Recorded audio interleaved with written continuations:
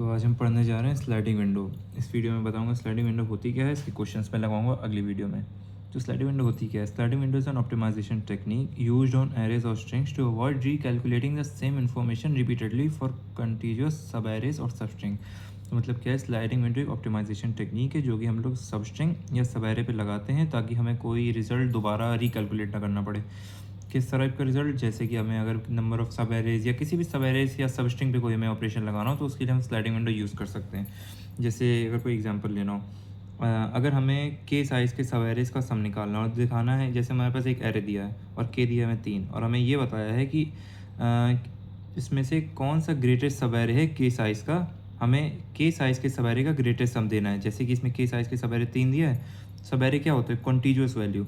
Contiguous मतलब 2 5 1 जो तीनों लगातार आए। सब सीक्वेंस में क्या होता है कि कोई भी आ जाती है, 2 के बाद 8 8 के बाद 6। तो सब एरे क्या होता है? हमारा कंटीन्यूअस होता है। तो हमें क्या होता है, के साइज़ के सब एरे जो कंटीन्यूअस सब एरे कंटीन्यूअस होता है, के साइज़ के सब एरे का हमें देना है मैक्सिमम सम। इस एरे में जो आ रहा हो मैक्सिमम सम ऑफ के साइज़ सब एरे। तो पहला सब एरे क्या है हमारा? 2 5 1, इसका सम आएगा हमारा 8। तो ठीक है, और फिर क्या आएगा? 5 1 8 8 9 9 5 14। तो पहले का आएगा 8, दूसरे का 14।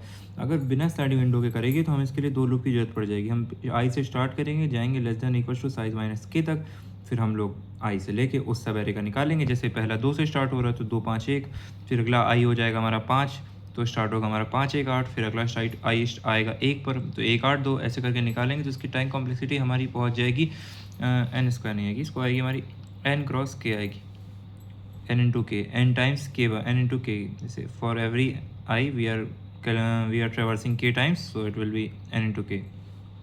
ये इस बिना स्लाइडिंग विंडो के। स्लाइडिंग विंडो के साथ क्या करना होगा? स्लाइडिंग विंडो में हमारा आंसर थोड़ा ऑप्टिमाइज हो जाएगा। स्लाइडिंग विंडो में जैसे हमारा दिया है 2 5 1, अब हमें के साइज सब एरे फिक्स है और सब एरे में बात यह क्या होती है कि कोई भी एलिमेंट लगातार आते हैं, आगे पीछे नहीं आते। तो पहले सब एरे का निकाल लिया 2 5 1 8, तो अगला स्लाइड हमारी जो विंडो होगी आएगी 5 1 8। तो 5 1 8 के लिए हमें दोबारा नहीं निकालना पड़ेगा, हमें क्या करना है? पीछे से 2 हटाना है, आगे 8 ऐड कर देना है, बस। तो हमारे इसका साइज आ जाएगा 8 5 13 1 14, 14 आ जाएगा इस सवेरे का साइज। अगली विंडो के लिए क्या करना है? हमें कुछ नहीं करना, हमें इसमें से 5 हटाना है और 2 ऐड कर देना है। तो अगली हमारे हो जाएंगी 1 8 2 आ जाएगा 11। फिर अगले में क्या करना है? वही हमें 7 ऐड करना है और 1 हटा देना है। तो इस तरह से हमारी स्लाइडिंग विंडो स्लाइड करते हुए जाएगी, इसीलिए इसको स्लाइडिंग विंडो कहते हैं। कोई हमारी विंडो स्लाइड करती है एरे पे, इस तरह से निकलता है हमारा स्लाइडिंग विंडो का क्वेश्चन, मतलब होता है। इसकी टाइम कॉम्प्लेक्सिटी क्या होगी? बिगो एन आएगी, इससे ज़्यादा नहीं आती। और इसकी 2 तरह की टेम्पलेट्स होती हैं, 2 तरह के स्लाइडिंग विंडो होते हैं। इसमें जैसे हमारा ये फिक्स्ड साइज़ है, के दिया हमारा के साइज़ के सब एरे का सम निकालना था। कुछ में वो 2 तरह की होती हैं, एक तो फिक्स साइज़ होती है, एक होती है वेरिएबल साइज़ वाली। दोनों बताऊँगा क्या होती हैं। सबसे पहले फिक्स साइज स्लाइडिंग विंडो क्या होती है? इसमें स्लाइडिंग विंडो का साइज़ सेम रहता है। इन ऑर्डर टू मूव, हमें आगे जाने के लिए स्लाइडिंग विंडो को स्लाइड करने के लिए क्या करना होगा? राइट मोस्ट ऐड करना है, लेफ्ट मोस्ट उड़ाना है, बस। कोड क्या होता है इसका? लेफ्ट इज इक्वल टू 0 सी आर, करंट से हमारा 0 हो गया, रिजल्ट में -1 आ गया। हम राइट को चलाते जाएंगे, राइट हर बार बढ़ेगा हमारा, और हमारे करंट वैल्यू में राइट की वैल्यू भी डाल देंगे। लेकिन हमें क्या फाइंड करना है? के साइज़ के सब एरे की वैल्यू चाहिए ना। शुरू में तो 2 ऐड होगा, के साइज़ का तो है नहीं है, सिंगल साइज़ है। फिर हमारा क्या है? इसमें के 3 है, 2 और 5 अभी 7 आया सम। लेकिन क्या ये के साइज़ के इक्वल है? नहीं, अभी 2 ही हैं। लेकिन 2 5 1 जैसे ही 3 मिलेंगे तब हमारा साइज़ हो जाएगा के इक्वल, तब हम कैलकुलेट करेंगे। इसीलिए मैं सम तो हर बार ऐड कर रहा हूँ, लेकिन यहाँ पे मैंने क्या कर दिया, हम चेक करेंगे क्या हमारी करंट विंडो का साइज़ के इक्वल है, तभी कैलकुलेट करेंगे। जैसे हमारा इनिशियली सम कितना आ गया? ए आर ऑफ ऐड होता जाएगा, 2 5 1 आ जाएगा, 7 1 8। जैसे ही 8 आएगा हमारा, तो राइट माइनस लेफ्ट प्लस 1, तो राइट माइनस लेफ्ट प्लस 1 ये के इक्वल होगा। जैसे राइट हमारा यहाँ पे क्या है? 1 पे हमारा राइट ये 2 है, लेफ्ट हमारा 0 है, तो यहाँ पे हमारा सब एरे साइज़ कंप्लीट हो रहा है ना, 3 साइज़ का। और ये क्या है? सेकंड इंडेक्स 2 माइनस 0, तो के इक्वल आएगा नहीं, इसलिए मैंने राइट माइनस लेफ्ट प्लस 1 कर दिया। ये तो दिमाग लगाएंगे, कर ही लोगे।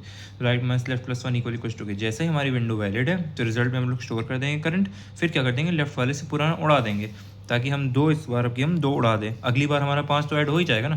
फिर अगली बार जब विंडो चलेगी तो 8 अपने आप ऐड हो जाएगा हमारा। फिर चेक करेंगे साइज़ सही है, तो इसको हम लोग रिजल्ट में स्टोर कर देंगे। फिर क्या करेंगे? लेफ्ट को श्रिंक करते जाएंगे, ऐसे ही विंडो हमारी स्लाइड होती चली जाएगी। बस यही है, कैसे होगा ये लिखा है यहाँ पे। और वेरिएबल साइज़ की स्लाइडिंग विंडो क्या होती है? वेरिएबल साइज़ की स्लाइडिंग विंडो जैसे हमारा कोई एरे का साइज़ फिक्स ना हो, किसी कंडीशन पे बेस्ड हो हमारी स्लाइडिंग विंडो, कि हमें सब ऐसा सब एरे बताना है जिसमें नंबर ऑफ वॉवल्स के या उससे कम हो, ऐसे ज़्यादा हो, कोई भी कुछ टाइप के क्वेश्चन, मैं भी क्वेश्चन कराऊंगा अगली वीडियो में क्या होते हैं। जैसे here the slice of sliding window is not defined, it's variable and it changes according to the condition. जिस तरह की कंडीशन हमें दी हुई है क्वेश्चन में उस तरह से। इसका टेम्पलेट क्या होता है, जब मैं क्वेश्चन कराऊंगा तो बताऊंगा कोड कैसे लिखते हैं, लेकिन टेम्पलेट क्या होता है इसका, जैसे इसमें तो कोई भी ऑपरेशन जो हमें परफॉर्म करना है, काउंट आउट करना है, वो यहाँ पे करेंगे। जब तक वो कंडीशन वैलिड है तो हम लेफ़्ट को श्रिंक करते हैं, जिससे अगर मिनिमम मैक्सिमम कुछ निकालना रहता है हमें तो उस हिसाब से रहता है। इसमें यही रहता है कि पहले हम अपना ऑपरेशन करते हैं, जब तक लेफ़्ट को श्रिंक करने की कंडीशन लिखते हैं बस। इसमें लेफ़्ट हर बार सिंगल बार श्रिंक नहीं होता है, उस कंडीशन पे बेस्ड होता है।